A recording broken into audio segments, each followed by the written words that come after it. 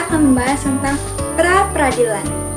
Di mana kita akan membahas pengertian, tujuan, dan juga mekanisme dan proses dalam pra-peradilan. Sebelum itu, kalian jangan lupa hidupin loncengnya, dan kalian jangan lupa like, komen, dan subscribe agar kalian mendapatkan video-video terbaru dari saya.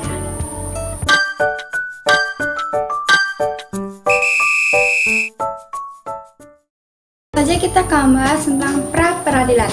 Pra-peradilan adalah wewenang pengadilan negeri untuk memeriksa dan memutuskan menurut cara yang diatur di dalam KUHP tentang yang pertama, sah atau tidaknya penangkapan dan atau penahanan atas permintaan tersangka atau keluarga atau pihak lain atas kuasa tersangka. Kedua, sah atau tidaknya penghentian penyidikan atau penghentian penuntutan atas permintaan demi penegaknya hukum dan keadilan. Yang ketiga, permintaan ganti kerugian dan rehabilitasi oleh tersangka atau pihak lain atas kuasanya yang perkaranya tidak diajukan ke pengadilan. Batasnya kewenangan atau sifat inisiatif dari pengadilan menyebabkan upaya paksa yang dilakukan oleh aparat penegak hukum yang tidak disebutkan dalam undang-undang seperti penggeledahan atau pemaksukan rumah tidak dapat diajukan ke pengadilan. Dan pra-peradilan adalah sebagai tugas tambahan yang diberikan kepada pengadilan negeri selain tugas pokoknya mengadili dan memutuskan suatu perkara pidana dan perdata untuk menilai sah atau tidaknya penahanan, penyitaan, penghentian penyidikan, dan penghentian penuntutan, penahanan, dan penyitaan yang dilakukan oleh penyidik. Tujuan utama pelembagaan pra-peradilan dalam KUHP yaitu melakukan pengawasan horizontal atas tindakan upaya paksa yang dikenakan terhadap tersangka selama ia berada dalam pemeriksaan penyidikan atau penuntutan agar benar-benar tindakan itu tidak bertentangan dengan ketentuan hukum dan undang-undang. Selanjutnya, mekanisme dalam pra-peradilan. Secara umum, mekanisme pra-peradilan dapat dijelaskan lebih lanjut sebagai berikut.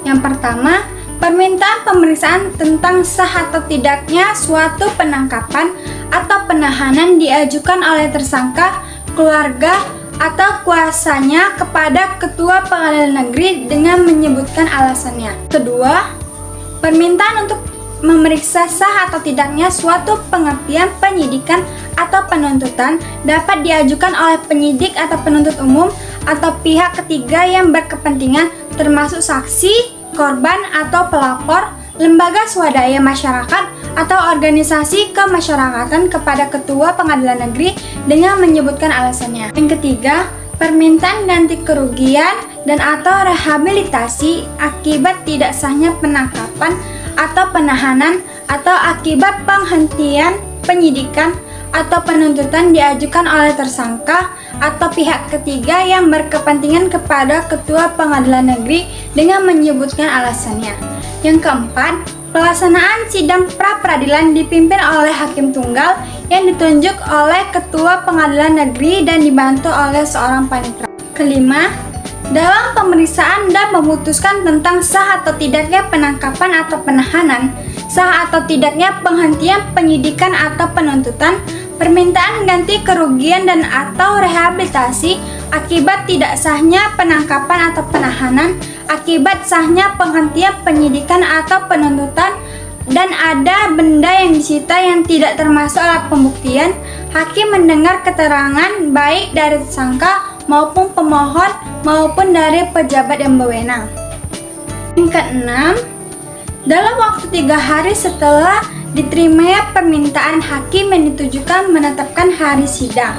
Yang ketujuh, pemeriksaan tersebut dilakukan secara cepat dan selambat-lambatnya 7 hari, hakim harus sudah menjatuhkan putusannya.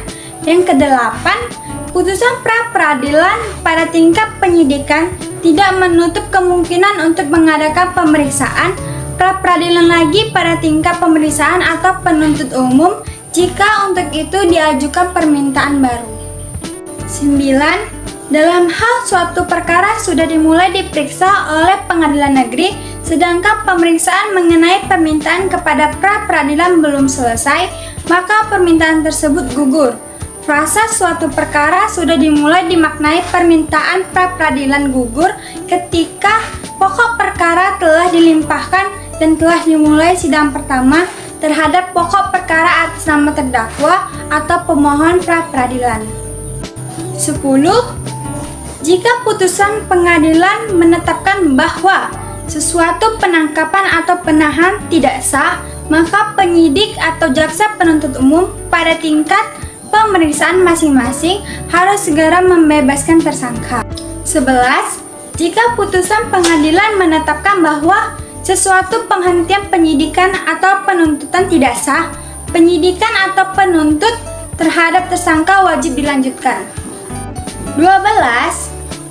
Jika putusan pengadilan menetapkan bahwa suatu penangkapan atau penahanan tidak sah, maka dalam putusan dicantumkan jumlah besarnya ganti kerugian dan rehabilitasi yang diberikan, sedangkan dalam hal suatu penghentian, penyidikan atau penuntutan adalah sah dan tersangkanya tidak ditahan, maka dalam putusan dicantumkan rehabilitasinya. Yang terakhir 13. Jika putusan pengadilan menetapkan bahwa benda yang disita ada tidak termasuk alat pembuktian, maka dalam putusan dicantumkan bahwa benda tersebut harus segera dikembalikan kepada tersangka atau dari siapa benda itu disita. Oke, selanjutnya saya akan menjelaskan tentang upaya hukum dalam pra-peradilan. Upaya hukum dalam pra-peradilan dibagi menjadi beberapa bagian. Yang pertama, putusan pra-peradilan tidak dapat dimintai banding. Yang kedua, dalam hal ada permohonan banding terhadap putusan pra-peradilan sebagaimana dimaksud dalam pasal 83 ayat 1 KUHP, maka permohonan tersebut harus dinyatakan tidak diterima. Yang ketiga, pra-peradilan tinggi memutuskan permintaan banding tentang tidak sahnya penghentian penyidikan dan penuntutan dalam tingkat akhir. Yang keempat, terhadap putusan pra-peradilan tidak dapat diajukan upaya hukum kasasi. Selanjutnya saya akan menjelaskan tentang proses pemeriksaan dalam pra-peradilan. Dalam proses pemeriksaan pra-peradilan dibagi menjadi beberapa bagian. Yang pertama, pra-peradilan dipimpin oleh hakim tunggal yang ditunjuk oleh Ketua Pengadilan Negeri dan dibantu oleh seorang panitera. Hal ini tercantum dalam pasal 78 ayat 2 KUHP. Yang kedua, pada penetapan hari sidang sekaligus memuat pemanggilan pihak pemohon dan termohon pra-peradilan. Yang ketiga, dalam waktu 7 hari terhitung permohonan pra-peradilan diperiksa, permohonan tersebut harus diputus. Yang keempat, pemohon dapat mencabut permohonannya sebelum pengadilan negeri menjatuhkan putusan apabila disetujui oleh termohon. Kalau termohon menyetujui usul pencabutan permohonan tersebut, pengadilan negeri membuat penetapan tentang pencabutan tersebut. Yang terakhir, kelima, dalam hal suatu perkara sudah mulai diperiksa oleh pengadilan, sedangkan pemeriksaan pra-peradilan belum selesai, maka permohonan tersebut gugur. Hal tersebut dituangkan dalam bentuk penetapan. Oke, itu dia yang bisa saya jelaskan tentang pra-peradilan. Apabila kalian kurang jelas, kalian bisa komen di kolom komentar agar kita dapat sharing-sharing ilmu tentang pra-peradilan. Apabila ada salah, saya mohon maaf. Terima kasih, sampai jumpa di video selanjutnya.